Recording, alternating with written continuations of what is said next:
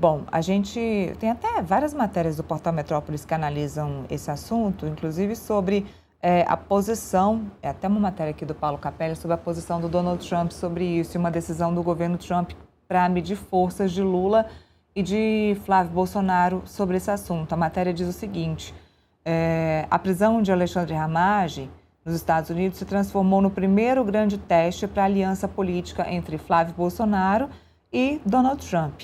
Condenado pelo STF a 16 anos de prisão, ele foi detido ontem, como nós dissemos, e colocando Washington em uma bola dividida, que tem de um lado o presidente Lula e a Suprema Corte, e do outro a família Bolsonaro, que é apoiadora de Donald Trump. Esse pedido de extradição formalizado pelo Brasil coloca a Casa Branca diante de uma decisão simbólica. Se os Estados Unidos optarem pela deportação de Ramagem, o movimento representará o enfraquecimento da influência de Flávio Bolsonaro junto a Washington.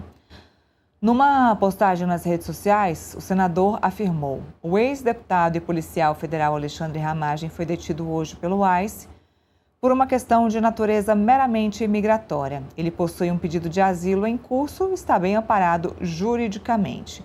A eventual entrega de um aliado, portanto, enterraria a narrativa de Flávio Bolsonaro de que os Estados Unidos seriam um porto seguro contra o que classifica aí de perseguição política. Bom, vamos comentar um pouquinho mais sobre esse assunto e eu quero chamar o Felipe Monteiro. Posso vir para cá? Deixa eu vir para a câmera de cá para chamar o Felipe Monteiro, já dar bom dia para ele, para a gente falar um pouquinho sobre esse assunto.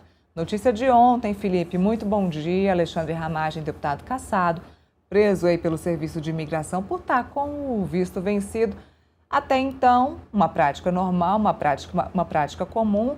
O que diferencia tudo isso é que Ramagem é foragido da Justiça Brasileira, está com o nome na Interpol, a Justiça Brasileira quer ele de volta aqui no Brasil, ele está aí condenado a 16 anos de prisão, um dos poucos que não está preso pela suposta trama do golpe. Agora, a própria oposição, né, a base da oposição aqui no Brasil está trabalhando para tentar que ele consiga permanecer nos Estados Unidos, aí em liberdade, enquanto consegue esse processo para permanecer por lá. O que eles querem mesmo é que acabe logo esse ano de 2026, que ocorram as eleições, que a direita esteja à frente do poder para que esses personagens que estão fora do Brasil consigam, de alguma forma, retornar para cá. Não sei se vai ter sucesso por enquanto, mas acredito que seja essa linha de pensamento. Daqui a pouco a gente vai falar com o senador Jorge Seife, entender se essa é a linha de pensamento mesmo, de fato, da direita aqui no país. Já te dou bom dia e peço a sua opinião aí sobre esse assunto, sobre esse fato que aconteceu ontem. Bom dia, Neila. Bom dia aos telespectadores. Neila, você vê, por exemplo, que o caso do Ramagem é um caso também que volta àquele assunto, né, a tentativa de golpe, da tentativa de abolição do Estado Democrático de Direito, e traz várias narrativas de ambos os lados, né, oposição e situação, né, oposição e Supremo Tribunal Federal, né. A oposição fala que o Brasil vive uma tal ditadura. Logo, uma pessoa que foge do Brasil, da ditadura, pode requerer asilo político em qualquer lugar. E no caso do Ramagem, né, ele foi para os Estados Unidos, né? Nos Estados Unidos, é bom lembrar, ele pediu o asilo político, né? E o Seif, que a gente vai entrevistar hoje, né, o senador, pediu na embaixada também, novamente, o asilo político para o Ramagem, né?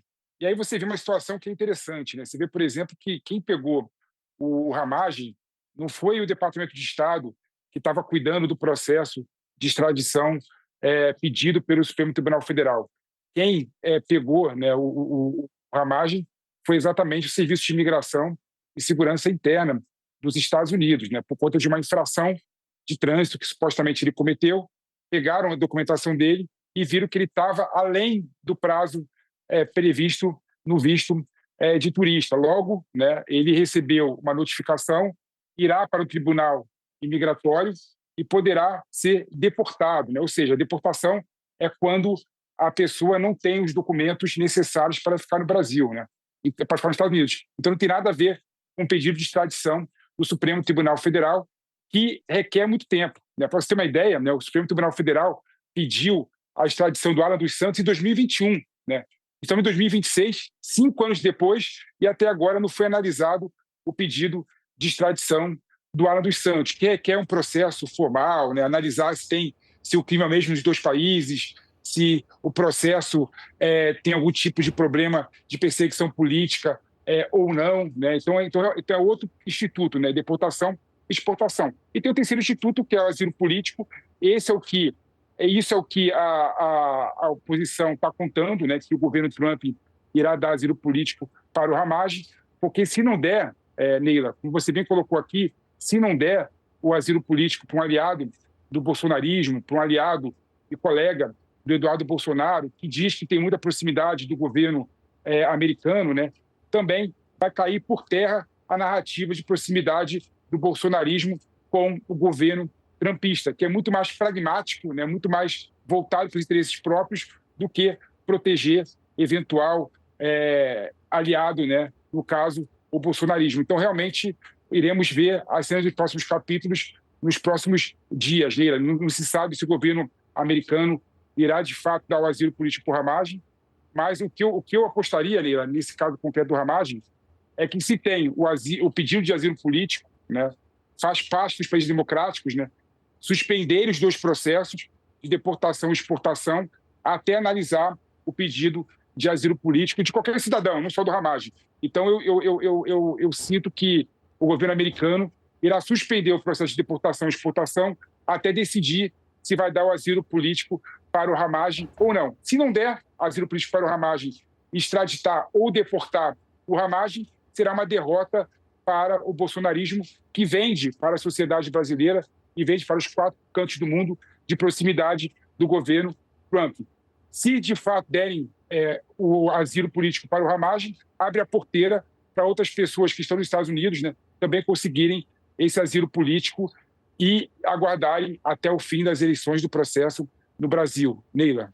Felipe, ontem alguns parlamentares de direita questionaram muito a fala do Andrei Rodrigues, que é o diretor-geral da Polícia Federal. O Andrei disse que isso foi uma ação coordenada com a Polícia Federal do Brasil, com as autoridades norte-americanas, e parlamentares de direita disseram que não, que foi apenas uma detenção, isso não chegou a ser uma prisão, que o Andrei estava exagerando, que isso aí não tinha nada a ver com a questão da Interpol e de um pedido aí de extradição do Alexandre Ramagem.